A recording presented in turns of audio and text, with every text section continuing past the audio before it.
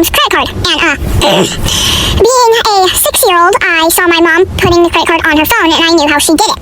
So, I decided that I was going to put it on my phone. So, I put it on my phone, and I was downloading Roblox, because I thought, hey, I can play with my friends here. That day, I spent $2,000 worth of freaking money on Robux. Let's just say, a lot of my friends thought I was really cool and rich. When my mom found out, I hid from her for seriously like a day, and then once I got in there, she wasn't mad, she just said I was Captain Robux. The most annoying and humbling thing is when you come out of an exam feeling so confident and sure that you knew most of the answers. So like, you're feeling great. You're feeling on top of the world. But then, as soon as you leave the hall and you're talking with your friends about what each other wrote, you realize that you didn't write anything similar to them at all. So you just have to smile and nod, acting like you wrote the exact same thing, but actually, you're slowly dying and crumbling inside. The time when my mother and I got locked out of the house while dog and cat sitting. By the way, we went to their house to take care of their pets. Also, many of you guys have been asking if this is my real voice, and no, I speed it up to make sure I have enough time to speak. My dad was bringing food for us on the way to work. The dog suddenly started barking. I went through the garage because I saw the car parked out front and I didn't want to risk the dog running out. And you know how doors have a bottom lock that doesn't let the other side use the door? My dumb started fidgeting with the bottom lock, and I didn't realize the door was already unlocked. So I went outside and saw that there was nobody in the car, and I assumed that my dad was already inside. So I went back the way I came from, and surprise, surprise, the door was locked. I was knocking on all the doors to the house, but my mom wouldn't open them for some reason. So I tried the garage again, and saw my mom come out from the other side and say to me, "The door is now locked thanks to you." I don't have enough time, so I'll post part 2 tomorrow. Here's part 2 of how my mother and I got locked out of the house while dog and cat sitting. So we waited on the front porch wondering what to do since all the doors to the house were locked. She thought of calling someone to break down the door, but that would be way too complicated and I would have to pay for the damages. So I decided to go back to the back porch where the dog was still barking through the window, and I was trying to get him to open the door for me, but obviously that didn't work. I tried every window to get into the house to see if there was one unlocked, and one of them was. I climbed through that window feeling like a robber, which was a surprisingly fun experience, and I went to unlock the front door to let my mother in. Why does this happen? Because, at like 5 years old, teachers are always talking about how important and neat handwriting is, right? Then, why can I not understand a word my teacher writes on my work? And it's always the English teachers as well. After doing like a really big test, and after dying to know what you got, you can't even read what they wrote on it. And please don't wear a white shirt when it's really hot. Otherwise, when you raise your arms, we get a very unpleasant sight. Sweaty armpits. To be honest, I really think schools should start handwriting tests before hiring them. So you know how teachers usually set up Kahoots for students to win, and if they win that Kahoot, they're gonna get one candy. One candy. One candy. I don't get it why people are so... Students in my classmates are so desperate for just one candy, just to win a game of Kahoot. So what? I don't get it. How that's even worth your time? Just tell me. Just winning one game, that's like 30 minutes of Kahoot to win. And for one candy, I don't really see how it's worth it. I'm like, I don't know, millions of packs of candy in my backpack. I could give 20 pieces of candy to each student in my whole school. But people go cuckoo crazy for one candy in a game of Kahoot. They're so serious about it. Like, they think they're... Why? No, because why are those robot tests actually so annoying and hard? When a website tells you something and you have to click the boxes with that object. Anyways, I'm not a robot, right? I hope.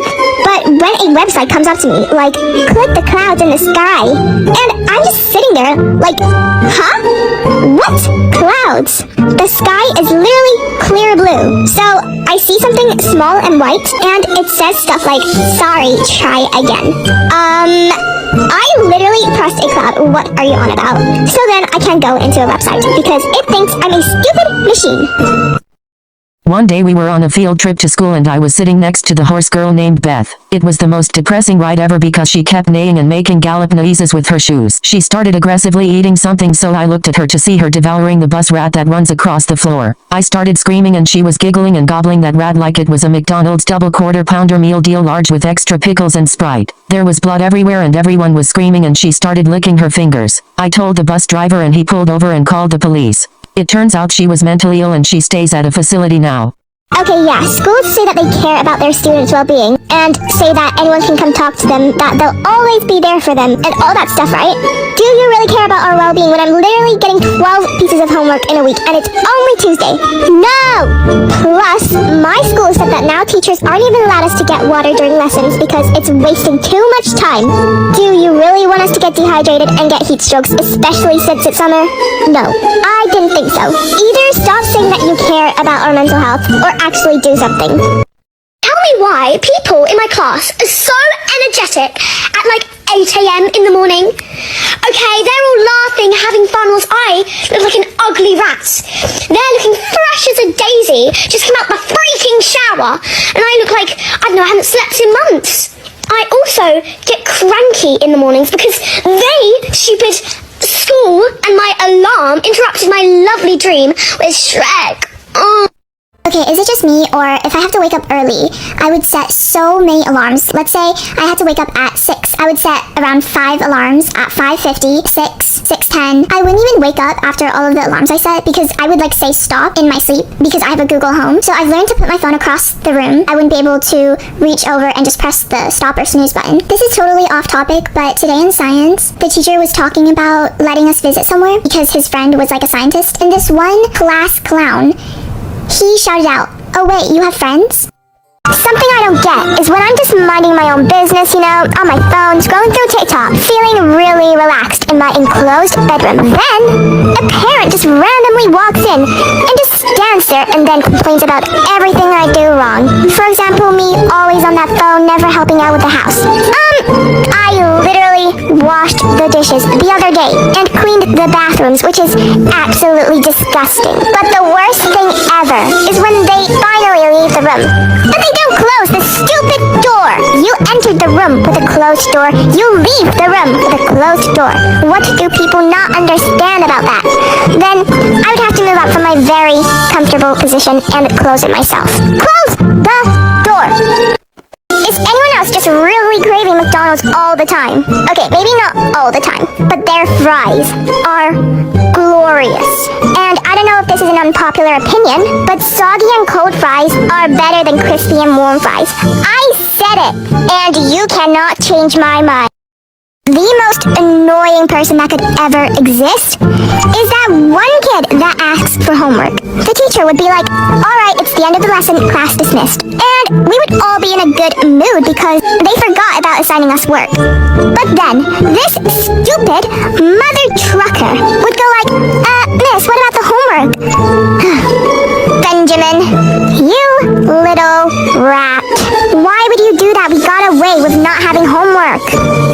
Then the teacher gives like 8 double-sided pages of work to do. Thanks a lot, Benjamin. My daughter Savannah is the CEO of faking illness to get out of school. So when she does not feel like being there, she will go to the nurse's office and complain to them that she is really not feeling good so that they call me and I have to go get her. Well, one day after this happens, I walk into the administrative office and everybody is really concerned because Savannah is sitting in a chair like so dramatically like, "Hi, Mom." And like when I saw her, I burst out laughing. I was like, "Oh my God, are you okay?" And everybody looked at me like I was some really bad mom. Like, "Oh my God, why aren't you more concerned?" But as we were walking out, she was walking really slow and actually didn't look good. So even I was a little concerned. I was like, "Oh my God, honey, are you okay?" Until we got to the car when Savannah looks at me and goes, "You know what, Mom? I feel better now." And I was like, "Savannah, are you serious?" And she's like, "Mom, do you maybe want to go to Starbucks and have like a girls' day?" And I was like, "Honey, what kind of question is that? You know I do."